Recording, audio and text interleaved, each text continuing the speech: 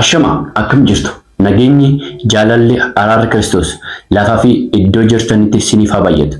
Kuni miidiyaa Urjii Tawaayidooti. Miidiyaan Urjii Tawaayidoo torbeen qophiin isiniif dhiyeessu har'as immoo qophii ayyaana cuuphamuu gooftaa keenya fayyisaa keenya Yesuus Kiristoos ilaalchisee barsa keenya baay'ee jaalannuu fi baay'ee kabajnu barsaa Yohaannisiin qabannee jirra. Barsa keenya baga nagaan dhuftan. Baga nagaan eegdan. Egaa barsa keenya dursa mee hordoftoota keenya nagaa nu gaafadhaatii waa'ee ayyaana cuuphaa barumsas akkasumas gaaffiiwwan jijjiiru waliin taasisna jechuudha. Waaqayyoon waliin haa ta'u. እሺ በስመ አብ ወወልድ መንፈስ ቅዱስ አሐዱ አምላክ አሜን። warroonni biyya keessaas biyya alaa jirtan hundumti keessanuu baga ayyaana cuuphaa bara 2018 ittiin singee nageenya waaqayyoo isiniif haa baay'atu. Amin, amin, amin. Barsa keenya dhugumatti eebbifamay waaqayyo gooftaan keenya isinaa eebbisu jecha. Barsa keenya namoonni baay'een gaaffii kana ni kaasu dhugaa dubbachuu fi gaaffiin hordoftoota keenya amantaa Ortodoksii biratti ka'u tokko ni jira. Innis maalidhaa? Ayyaanni cuuphaa gaadii qabaa kan jedhu kun immoo gaadii hin qabu jedhu. Mee kanarratti yaada isin yookaas immoo barumsi manni kiristaanaa jettu barsiisa. Galatoomii Daaqon Tolosaa. Gaafiin ati kaastanii sirruma. Garuu waa'ee gaadii kaasuun dura akka Ortodoksii Tawaayidoo keenyatti yookaan akka mana keenyaatti abbootonni tamarsanitti waa'ee tsoomaa waa lama laaluu barbaadna. Inni tokkoffaa tsoomni iddoo lamatti qoonnee laaluu dandeenya. Inni dura tsooma awwaaj yookaan immoo tsooma waliigalaa inni beekama. Inni lammataa immoo tsooma fedhii yookaan የፍላጎት ጾም ተብሎ በሁለት ይከፈላሉ። ጾም አዋጂ ከነሞ ጾም ወሊገላን ጀኑ ከና አከተርበት ቆወደማን ይሳን ሰለለ አብይ ጾም ጾም ሐዋርያት ጾም ድህነት ፍልሰታ ገሃድና ጾም ነነዌ አማኒ በከማ ጾምኒ ፌዲ ኩንሞ ጾም አካ ወራጽጌ አንጀኑ ኑጋደ ጾም ጉያ ጳጉሜ ኩን ፌዲ ረት ገንዳውዳ keessattummoo waa'ee baay'inaan namoonni waa'ee tsoomaa kaasuun dura tsoomni maalinni maaliif fayyada? Amma hoggaa hoggaatti odi tsoomne waaqayyo irraa barakatii arganna malee cubbuun tokko humaan qabu tsoomuun. Dura namni gaafii gaafachuun dura tsoomatti amanuu qaba. Maalinni faayidaan tsoomaa? Tanaan dura warri tsoomanonidha. Matsaaf Qidduus irra jira kitaaba qulqulluu. Warri tsooman maal argatan? Fakkeenyaaf abbaa keenya Musee fudhanne Museen hoggaa guyyaa 40 tsoomee waaqayyo wajjin dubbachuu dandeenya. Gartee tsoomuun akka waaqa wajjin haasoftu si taasisa jechuudha. Kan akka Eliyaas, kan akka Iyyoob, matsaafaratu hundumtuu tsoomanii waaqa wajjiniin wal arganii wal qunnamanii jira. በዘመን ሐዋርያትም ደግሞ የጾም በረከት እነ ጴጥሮስ ሐዋርያት በሙሉ ከክርስቶስ ጋራ የተነጋገሩበታል። ይሄ በረከት ያሰኛል እንጂ ኃጢአት አይደለም ጾም። እና ገራ ጾመ ጋዲ ተጋዱፍኔ ጋዲ ጀቹን ማለት ከነት ጀተፍ ጋዲ ጀቹን መገለጥ ማለት ነው። ሙለቹ ይፈበው ከንዶካቴ ወንቴ ዶካቴ ቶክ ይፈበ ሙለቹ ኩንሲሞ ዋቀዮን ዱራ ዱራ አኩመ ዱብሬ ማረሚ ረፎ ማረሚ ፈቴ ይወጣለቱ ሞራ ሆዲ ከሰት ሞራ ተቆ ከሰት የማይታይ አምላክ ታየ የማይዳሰስ አምላክ ተዳሰሰ ተብሎ በዚህ በሉቃስ ወንጌል ምዕራፍ 2 ላይ እኔን ሙሉ ታሪክ ታገኛለህ ማለት ነው። መገለጥ ማለት ነው። ሙለቴ ጀቹን ከኒ ሙለኔ ሙለቴ ጅራ ጩባሙዳን ጩባ ይረት ጉያ አመጂ ኩዳን ዮካን ጠሪ ቡልቲ ኩዳን ዋቀዩን ገሊለራ ገራ ዮርዳኖስ ሲትዴመ ጀራ ተናንዱረ ሙለቴ ዴሚሲን ቤክ ዋቀዮን አረሙ ሙለቴ ኡመተት ይሮ ሙለተ ከና በቃ የመገለጥ ወይ ደግሞ አስተሪዮ ጀደሜ ቤከማ ጀቹ ኦኬ ከናፉ ጋዲ ቀበ ጀቹ አያና ከናፍ አያንቺ ጋዲ ቀባ አያና ጉያ ሰንበታ ፊ ቂዳሜዮ አከሚን ያስ ነው ጋፊ ጋሪዳ ፈከኛፍ አያኒ ጋዲ ሆነ አና ያን ጥምቀታ ጋፋ ወዲ ወጋውሉ ቅዳሜን ይካን ሰንበኒ ጥቃን ጋዲዳ ዮካንሞ ፈከኛ ፈያኒ በረና ጥምቀኒ ወጃ ዱራት ሆለ ያድራትያ ሰኞ ነው ያለው እሑድ ደግሞ ጋር ነው። ስለዚህ ይሄ ነገር እንዴት ነው ቢባል ብዙ ሰዎች ፊት ጥያቄ ይጠየቃል። እውነት ነው። ይሄ ብቻ አይደለም። በእኛ አስተምሮ ዘንድ ራሱ የተለያዩ አባቶች የተለያዩ ሀሳባቸውን ያስተምራሉ። እኔ ግን አንድ ነገር መናገር እፈልጋለሁ። ወነን ዱበቸው ወርባዴ ማለት ሲትፈካተ ይሮ ባየ ኑቲ ወሪ አቦቲን ኬኛ ነው በርሲሴ መጽሐፍ ቁልቁሉ ዱብስኔ ወኒ አርገኔ ከለቱማን ኦዶትን ደብልኒስ ኦዶራንኒስ ኡመተ ብራን ጎን ድርቃም ዮሰንቴ ኡመኒ እምቡርጃጃ ጀላበዳ ያ አምናሙን ተቆተቁ ጋፊዮ ጋፈታማኒ ኢምቤክኑ ረማን ተከደይስ ከናፍ ዋተኮን የሰቲማ ቤታ አቦቲን ከጀን ተባታኒ እንግዲህ እግዚአብሔርን በምሳሌ ነው ሰው ያስተማረ ገበሬዎችን በገበሬ አምሳል ዶክተርን በዶክተር አምሳል እግዚአብሔር በምድር ላይ በተለያየ ምሳሌ ሰዎችን አስተምራል። ያም የማዩት እንዲያዩ የማይሰሙትም እንዲሰሙ ብሎ ይናገራል። በዚህ በማቴዎስ 13 ላይ በምሳሌ ሲያስተምር ማለት ነው። ስለዚህ አባወራ ተኮቱ ሃዳ ወራ ኢሳ ቆሩ ወርባዴ አከምት ቆሮ ጋየተ ይረሁ እንደመነ ከሳ አናቱ ቤካ አኒ ባለመዋላ ፍንጀት በቃ አባወራ ኩን ወነ ጉሩ ዳቤ ስሮማዩ የሩ ተቆሙ አማላ ድበርሶታ ከዛ ማልጎዴ ገባዴ የሚሱቅዳፍ እንደሻ ለማቤቴት ሆድ አካይቶ ለማቆፋ ፍሬ ለማ ሆድ አካይቶ ነኛ እንዳየደ እሺም ባለሟዳ ፍንጀት ያ ከዛም ፎቴ የቢደ ቀብሲስቴት ኤለ ጉባረት ኤለ ረት ያኮፍት ኤለ ረት ጊዜ ያኮፍቱ የቢድ ያላት ደጋመናን ፍሬን ተቆ ኡታሌ በደጀላ ኡታሌ ይሮ ያላ በዱካን ይሰበርባደ ይሰበርባደ ጊዜ ፍቱን አርገነ አብደ አከነው ጋር ይብደ ፍቱ ከችተነስ ቀብ ይወላልቶ ኤለን ደዋታ ከዛን አባወራ ገደ ይላላ ገደ ማልጀነ ኦፉማ ኪያ ፍንዲሻ ማቴተና ሃዳ ወራ ኪያ ማራቸ ጀዴ ከነጀቹ ማልፍ ሲንት ፈካቴ ኦፉማ ኬኛ ወንቲኑ በርሲስኑ እኛ የምናስተምረው ህዝብ የተለያየ ሐሳብ ስለሆነ ሰው ግራ ይጋባል። ቶኮ ጾማ ጀዳ ቶኮ ጾማ ሞት ጀዳ ጋዲ ቀባ ቶኮ ጋዲን ቀቡ ጀዳ አከስተውን ቀው ገሮን ወነነም ሲተው በግታ ጃለኒስ ጅብኒስ አመጂን ቡልቲን ኩዳን ሶከን ጠሪን ቡልቲን ኩዳን ጾማ ጋዲ ቀባ ያ ከና ቆፎ ሶንቴን ዳላቹ ክርስቶስ ሬ ሰው ቢፈነ ሮቢ ፊዩ የኦለ ጋዲ ቀባ ከና ኡመን ድሮ ድሮ አፍት አመኑ ቀባ ከና ቤጉ ቀባ ኛታ ጉያ ጋኒ ነው ከናቱ ገሩ አማስ ጋፉ መድታና መት ማን ፈከተ ቤኩ ዱጋው ከናፍ ገራ ጋዲ ጋፋ አትናንጀትፍ ጉያ ሰንበታ ወዲ ወለ ከም ጎና ፈከኛፍ ኦዱ ጋዲን ጥምቀን ወዲ ኦለ ጋፋ ሰንበታ ጥቃ ካን ቅዳሜ ወዲ ጋዲቴ ጋፍሰን እንጾመው ከነ ጀቹን kiየሞ wantoota xululaati nyaadha jechaati miti yana akka foonii nyaatamu jechuudha nyaatamu guyyaa qidaamii fuudhi jechuudha nyaatameen qidaamii nyaanni kan nyaatamuu danda'a jechuudha hin danda'ama nyaanni kan nyaatamuu hin danda'ama gaadii irra ta'es jechuudha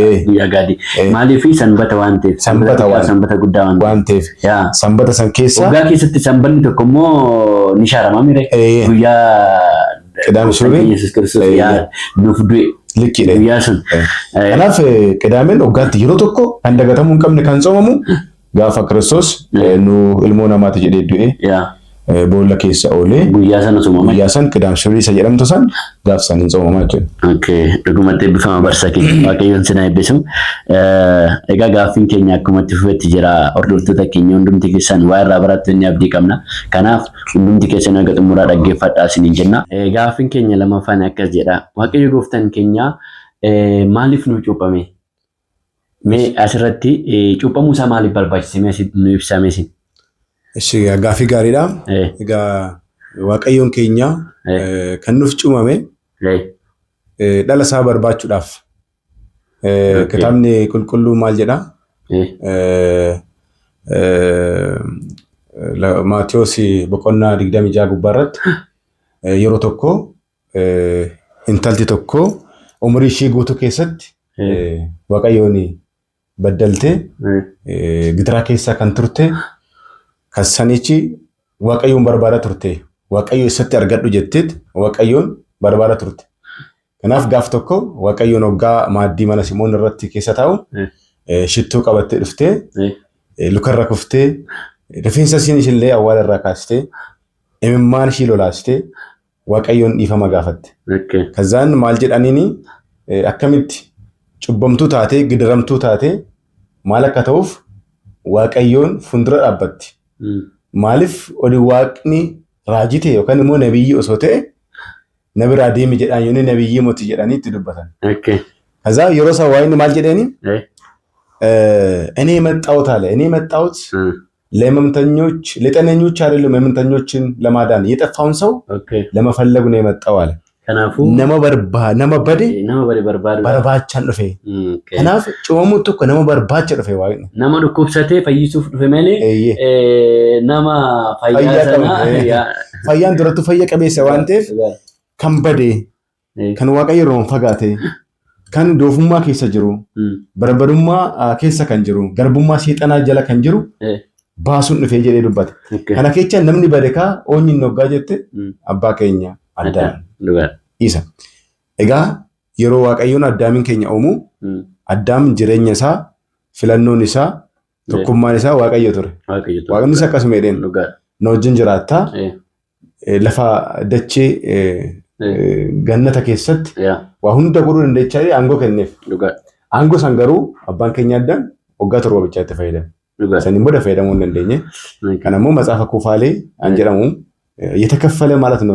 ከኦሪት የተከፈለ መጽሐፍ ሙሴ ላይ ነው። 4 ላይ ማንበብ እንችላለን። ኩፋሌ 4 ላይ ይገኛል። ወጋት ሮ ብቻ ጀዳ ሰኒን ቦዳ ሂምቤ ነመ ገዱቴ ነመ ኮባታውቴ ነመ ጭልመ ከሰታውቴ እጋ ነምንሞ ኮቤት ኦብሌሰ ዳቤ ፍረ ዳቤ ጅራቹ እንደንዳ ገሩሙ ዋቀየ ዳበኒ ጅራቹ እንደንዳ ከናፍ nu barbaacha jecha waaqayyoon kan waaqayyoon Addaamiin bade sana barbaachuuf yookaas bakkeetti deebisuuf bakkeetti deebisuudhaaf lammaffaan immoo xalayyaan garbummaa sun waan awwaalamee jiruuf xalayyaa sana nu haaquuf dhugumatti eebbifama waaqayyoon sana eebbisu waaqayyoon sana kabaju. Eshi waaqayyoon cuuphamuu isaatiin dhalli namaa maal argate?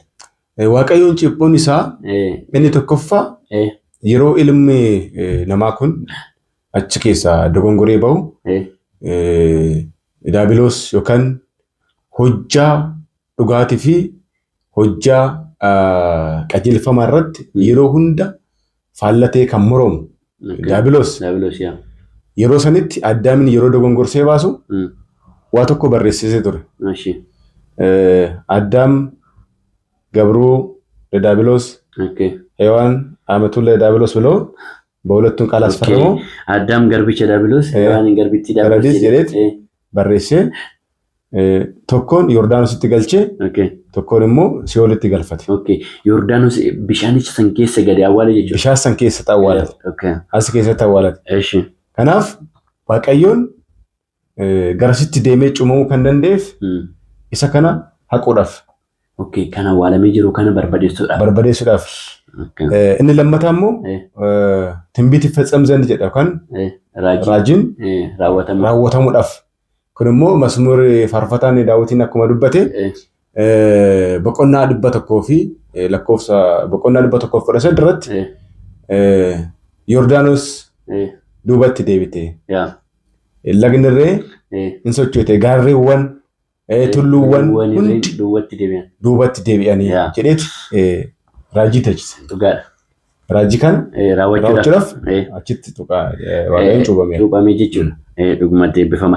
Egaa inni cuuphamuu isaatiin nuti fayyinee jira jechuudha. Fayyina guddaa argannee jechuudha. Dhugumatti eebbifama waaqayyoon sana eebbisu. Eshi waaqayyoon himee yeroo cuuphamuu sanatti waggaa 30 ture. Maaliif aga waggaa 30 ture waaqayyoon cuuphamuun isaa maaliin iccitiin isaa maalidha mee asirratti? Egaa wangeelinis akkuma dubbatu wangeela Luqaas boqonnaa 2 lakkoofsa 35 irratti yeroo sanitti umurii waaqayyoo 30 ture jedha. Waggaa 30 ture. Yeroo cuuphamu sanatti waggaa 30 ture jedha.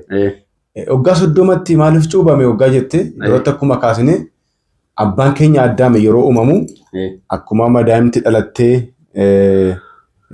suuta jechaa harmoodhaa guddatte sana osoo hin ta'in abbaan keenya Addaam dhalatee osoo hin ta'in hin uumame.